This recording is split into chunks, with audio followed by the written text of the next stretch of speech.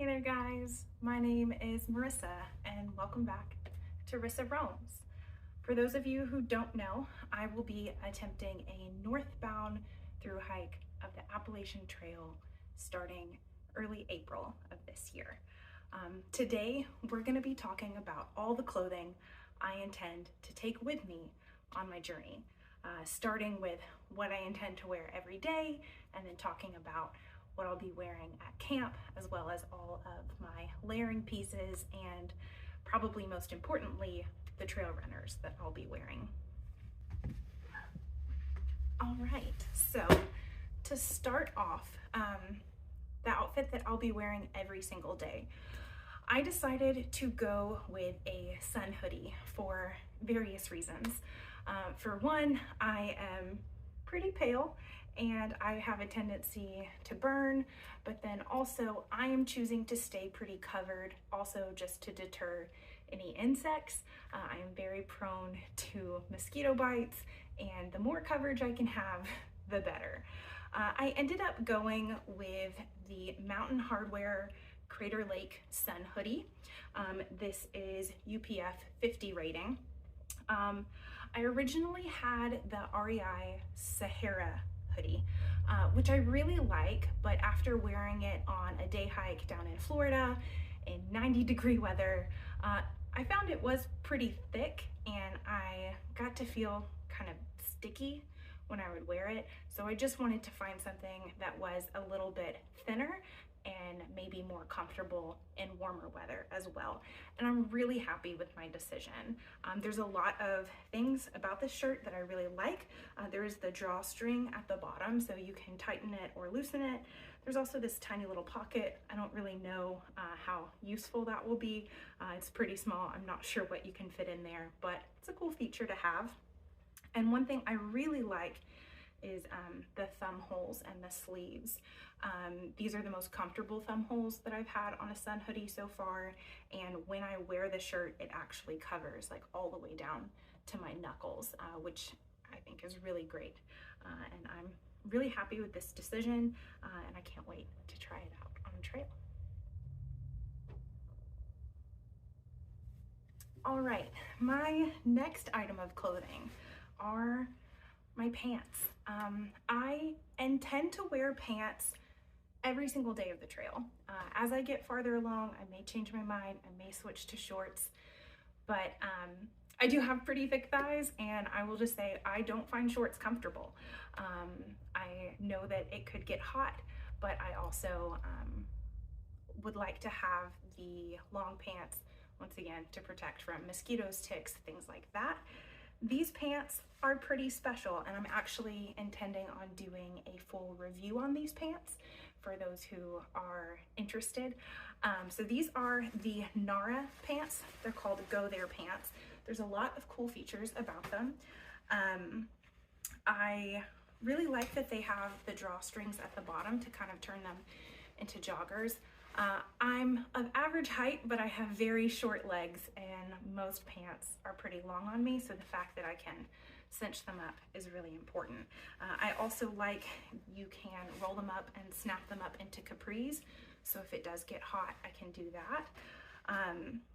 And I may switch out to a thinner pair of pants once we get to warmer weather. These are pretty thick.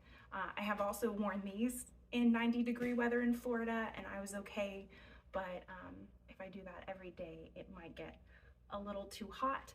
These are also supposed to be water resistant, which I'm a little wary of. It's supposed to rain later this week, so I'm finally gonna get to test these out in the rain on a hike. Looking forward to doing that. But with water resistance also comes lengthier dry time typically, so once these get wet, I do wonder just how long it will take to dry out. But the most important feature of these pants, and kind of controversial one, these pants actually have two zippers. You have your typical fly, but then underneath there's another zipper. So while on trail, just to make going to the bathroom a little bit easier, you can unzip there and squat and do your business without having to completely drop trousers. Some people think that's a really weird design choice. I used it for the first time the other day, and I have to say, it was incredible. It was 27 degrees outside, and I didn't have to freeze my bum off going to the bathroom. So say what you will about these pants, I think they're a pretty good choice. So those are the Nara Go There pants. And I will say, these are a pretty expensive choice. I got these like 60 or 70% off because they were doing a sale on this colorway. They were getting rid of the old colors and bringing in some fall and winter colors. So I got a pretty good deal on these. And then another piece of clothing that I will be wearing every single day are Darn Tough socks. Had to go with Darn Tough. They're a classic. You can't beat the fact that if they get a hole, you can exchange them for a brand new pair. Why would I choose any other brand? So I plan on having 3 pairs of these, 1 pair exclusively for sleeping, and then 2 for hiking, 1 backup pair in case mine get wet and I want some nice dry socks to hike in. And so I will have those. At this time, I am not gonna have any liner socks or Injinjis. I don't typically have an issue with blisters on my toes. Of course, once I get on trail, things may change and I may pick those up along the way. But for now, sticking with my Darn Toughs. All right, and of course, another thing that I will be wearing every single day will be undergarments. At this point, I just have an old pair of Patagonia underwear I've had for a million years and a pair of Exficio ones that I've had for several months now. I will say they're not my favorite. I would prefer to go with a merino wool undergarment, but those are expensive and I don't happen to have them at this time. I may add them into my kit later on, but for now we're gonna start with what we have. And if I do have the funds before hitting the trail to upgrade my undergarments, I will do so. Same with bra. I'll probably wear an old synthetic sports bra I've had for a million years. If I can upgrade to a merino wool sports bra or a bralette, whatever, then I would love to do that. Just because any cut down on stink is preferable, and for me, I think merino wool underwear would be more comfortable than synthetic, but I won't know until I try, so I can't say that for sure. All right, and then maybe the most important piece of gear that I'll be wearing are my shoes. I'm going with trail runners. I think that's the most popular choice these days on trail. Hiking boots can just be a little heavy, and you know, they take a little bit longer to dry out, so trail runners seem to be a popular option. Now, when I was making my decision, of course, I was looking at Altras and Solomons and all of that. I really wanted a wide toe box though, just to give my feet plenty of room to expand and spread out as I'm hiking. But I was worried about Altras. I know a lot of people really struggle when wearing Altras because of the zero drop. They end up having Achilles issues, and I didn't want to risk that. But I was at first having a difficult time finding shoes with a wide toe box. I then found Topo. So I will be wearing the Topo Terra Ventures. Topo does have a few zero drop shoes, but I went with the Terra Venture. They have a 3mm drop, so it is still, you know, not a very large drop, but I feel safer with a 3mm rather than a zero drop shoe. I have been wearing these since like October and I haven't had any issues. I was very fortunate when I wanted to try these shoes. I actually found this pair. They were brand new when I bought them. I've put a lot of dirt and miles on these shoes, but I found them on Mercari brand new for $35. And so I figured I'll buy them, I'll try them, I'll see how they do. They've done great and I really like them. And so I've continued to look for deals to see if I can stock up on a few more pairs. I found this pair on Poshmark. for I think probably about $35 as well. These have been worn a little bit, but barely at all. And so I went ahead and bought these, and then I found this pair on REI Resupply. These are brand new, clearly have never been worn, still have all the stuff inside of them. I think I got these for $60 or $70. So I know that when I get on trail, these shoes may not work for me hiking every single day as they have been working so far. I know things change. I've seen people wear Ultras for years before hitting the AT, and then once they get on the trail, they don't work for them anymore. So the reason I felt comfortable going ahead and buying this many pairs of the same shoe before hitting the trail is all 3 pairs of these combined cost the same as one brand new pair. And so if they still work for me out on trail, then I can have my mom send them to me when I need them. If they don't, I didn't spend that much money, and I can wear them on day hikes once I get back home. So I feel pretty optimistic about this shoe. I've really enjoyed it. At this point, I haven't found a pair of insoles. Right now, these are working okay. I would like to get some insoles just for that extra support and security, but we're still looking into those right now. All right, and next up are my sleep clothes. So for sleep clothes, I originally was looking at smart wool base layers. I knew I wanted something that would keep me warm at night, but smart wool can be a little bit on the heavier side, and so I started doing research, looking into different base layers, and I found the Patagonia Capilene Air base layers. Now, I will say, these are incredibly expensive. I did not buy them brand new.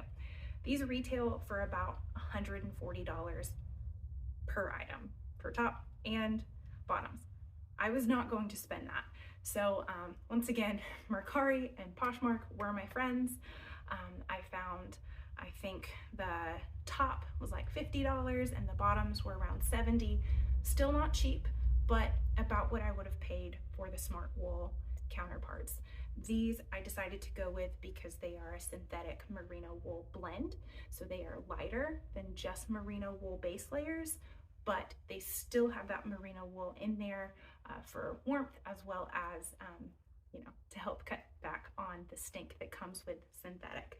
So I have the Capilene Air base layer top,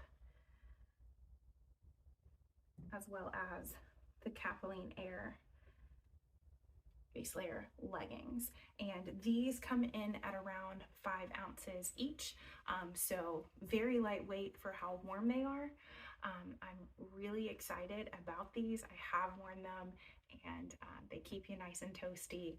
Once it gets warmer, of course, I may send these home and get something a little bit lighter weight to sleep in, but that's what we're starting the trail with, and I'm pretty happy with my decisions. I think they'll keep me nice and warm, and I love how lightweight they are for sure. All right, and then I have my camp shoes. So I love Chacos, and man, if they didn't weigh so much, there's no way that I wouldn't take them with me, but those things are heavy. And I knew I wanted probably a sandal, just so packs down smaller than Crocs. Crocs are a great option. I thought about bringing, I have, you know, a pair of Crocs I got from Amazon forever ago that I thought about bringing, and you know, they're nice, easy to slip on, they have the back strap, but I just felt like I wanted sandals because they are a little smaller. I love my like fake Birkenstock rubber slip-on sandals, but I really wanted something with a back strap so that my camp shoes could also double for, you know, water crossings as well if I don't feel like getting my trail runners wet. So once again, Poshmark is my friend. I found these Zero shoes on Poshmark, brand new, for half the price of what you would buy them from, you know, Zero shoes or any other retailer. And these are, They have good traction. They're very lightweight. They remind me of my Chacos, but without that heft. And so I am looking forward to using these both as camp shoes and for water crossings. I think that they're going to work really well for me. All right, next up, we're going to discuss rain gear. Of course, the classic rain gear everyone tends to go with are the frog togs, the rain suit. That was initially what I intended to use as well. I bought a pair, but we'll discuss why those didn't quite work for me. When I went to Walmart, the only men's sizes they had were large XL. Definitely was going to be too big for me. I looked at the women's suits, and they had small, medium, and large, extra large, which I'm more of a medium large. I knew I probably would not fit in the small medium, so I bought the large XL, and it didn't work for me. The pants were very tight in the thighs, even being a large XL, but then the waist of the pants was about this big on me, and I just felt like I was gonna struggle to find rain pants that really fit for me, and I didn't want to shell out the money for a more expensive pair of rain pants that might actually fit my body. So after some thought, I decided, you know, I think I'm gonna go with a poncho, because then it will also double as a bit of a pack cover for me as well. But when looking at ponchos, most ponchos don't cover your arms, they stop right here. And I really, you know, didn't want to get my arms drenched. So I found this Red Camp is the brand, got it on Amazon, poncho. It is Barney purple. It is not pretty. And I'm sure it's very loud. But what I like about this poncho is you can actually, this is the hood, you can actually Velcro the openings to make a sleeve. And so your arms stay completely covered, which is really nice. But if it's not raining that much and you would like, of course, more ventilation, then you can just undo the Velcro on the side and, you know, you can air out a little bit. So I went with this. Once again, gonna test it out later this week when it's raining and see how it goes. But right now, I think this is a good choice. Once again, horrendous color, at least for me. I'm not a purple gal, but I like that it's gonna cover my pack. I like that it's gonna keep my arms dry, and it's decently lightweight. It's about 9 ounces, so about what I would have had in weight for the Frog Togs rain suit. So didn't really lose or gain any weight in that, but that is my poncho. I also got this visor. This is Outdoor Research. I don't remember the name of it. It was on sale. I think I got it for like 10 bucks. But I got this just to pair with the poncho, or even when it's lighter rain and I don't feel like wearing the poncho, but I just kind of want to keep the rain off of my face, I can wear that. And so this is also part of my rain gear. And when you are in those open spaces on the trail, it's mostly, of course, the green tunnel, but when it opens up and it's sunny, I can also have this as well. So that is my visor. All right, so next we have my layering pieces. Of course, you have to have a mid layer. I was looking at various different options. I of course have a fleece that I've had for like 13 years that I could take, but it's a little heavier, doesn't have a hood, wasn't sure it was the right choice for me. I was looking at microgrid fleeces. Of course, those are really popular, but they were also pretty heavy, and I started doing some research. I have really loved using garage grown gear to find small cottage companies and to just find some unique products there. And I found the Senchi Designs hoodie. It's an Alpha Direct hoodie. It looks like a Muppet. It's definitely very fuzzy, but very lightweight and very warm. So this is the Senchi Designs hoodie. I went with orange. I love orange. It's an obnoxious color. They also have yellow and like a mint green color, but I thought those would get way too dirty on trail, so I went with this bright, obnoxious color. Once again, very warm, but yes, very, very fuzzy. So this weighs in just over 3 ounces, so incredibly light, but incredibly warm. So happy with this choice as well. Next, we have my puffy. I was pretty sure that I wanted synthetic just because I didn't want to have to worry about if it gets wet, what happens and can't stay warm. And I also wanted something pretty lightweight. And you know, it's not really a surprise these days. I feel like Enlightened Equipment, their Torrid jacket is such a popular choice. It's so lightweight, it's synthetic, decently affordable. I got mine once again on Poshmark. So these retail for about $200. I think I paid $130 on Poshmark for this. Seems brand new, doesn't seem like it's been worn at all. This is a men's medium, and I will say it's pretty snug on me. It fits me well, but yeah, they do run, I would say, a little bit small. So yeah, this is my Enlightened Equipment Torrid jacket. Weighs about 8 ounces, but incredibly warm and incredibly lightweight and packable. So thrilled with this. I knew I wanted this jacket one way or the other, but I'm so glad that I found it on Poshmark and didn't have to pay full price. All right, and then we have my warm accessories. So I have a beanie from, I believe this is Farpoint Outdoor Gear. It's another Alpha Direct beanie, incredibly lightweight, I think 0.3 ounces. I think I got this from Garage Grown Gear as well. So definitely check out Garage Grown Gear, see all the fun stuff that they have on there. So that is my beanie, very warm, very lightweight. Can't really go wrong with Alpha Direct. And then we have my gloves. So these are the Z-Packs Possum Down gloves. These are just over an ounce, I think. Very, very warm. I wore these on my hike the other day when it was well below freezing, and I actually took them off twice because my hands kept getting hot, and then ended up putting them back on. They are pretty big on my hands, I will say, but do an incredible job of keeping you warm. I will say they do shed a lot.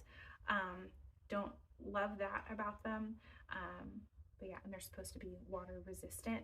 I am thinking about maybe adding, you know, rain mitts or something to my kit. I haven't decided if I'm going to or not.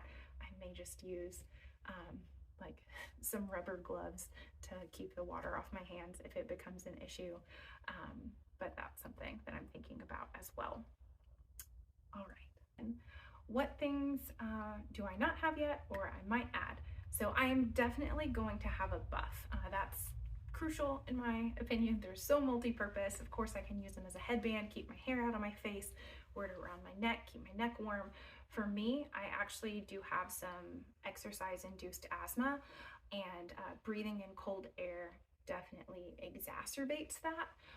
I have found just keeping something over my face when it's really like cold and windy does help me breathe easier, breathing in that warm air. So a buff is essential for me so that I can just keep that over my face and yeah, breathe easy. Okay, another thing that I may add to my kit are down booties. As we continue to test out my gear and see how warm I stay, my feet might get pretty cold. And so down booties are something I'm looking into. I'm not sure if I'm just gonna get a cheap pair from Amazon. Nature Hike, the same company that made my tent, has a pair. Then there's the Outdoor Vitals, as well as the Enlightened Equipment down booties. I think I'll probably either go the Outdoor Vitals or the Nature Hike route, just because they are a little bit more cost effective than the Enlightened Equipment ones. Okay, and then shorts. So like I said, I intend on wearing pants the entire time that I'm on trail. I am thinking about picking up maybe a pair of lightweight running shorts or biker shorts, just to have as an option.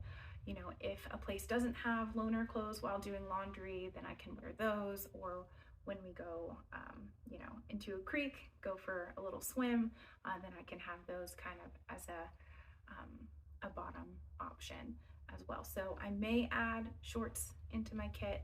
That also might be better for sleeping in the summer.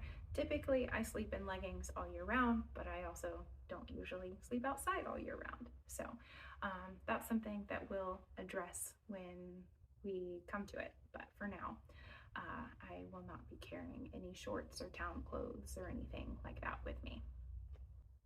And then another thing, I am not sure what to do about jewelry. I know that's kind of a weird thing, but it is something that I'm thinking about. I wear the same two pieces of jewelry every single day. I have worn this ring, the cross right there, since I was 13 years old.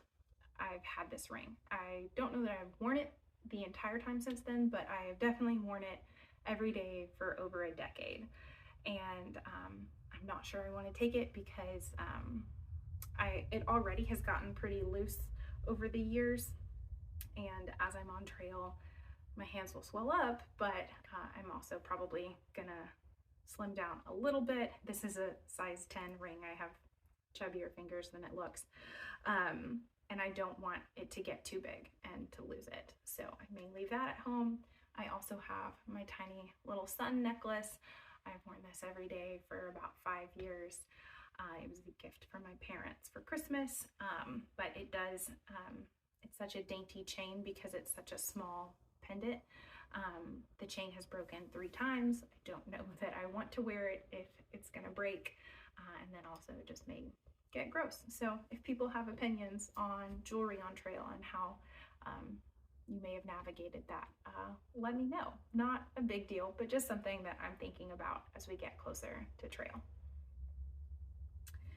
All right. Thank you guys so much for tuning in. I really appreciate all the love and support that I've received. I hope you enjoyed this video. You know, give me any advice or opinions about maybe things to add or switch out. And coming in the next few weeks as I get my last few gear items and really dial in my gear, a full gear list video will be coming, I promise. I will also have a lighter pack. I have it right now, but I'm not releasing it until I have everything that I intend to carry with me. So once again, thank you guys so much for watching.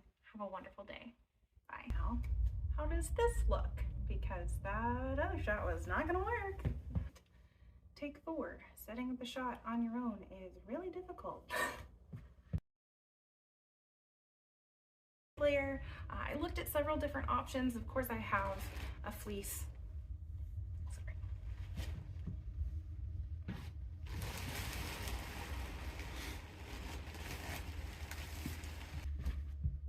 Cat was being noisy with the poncho.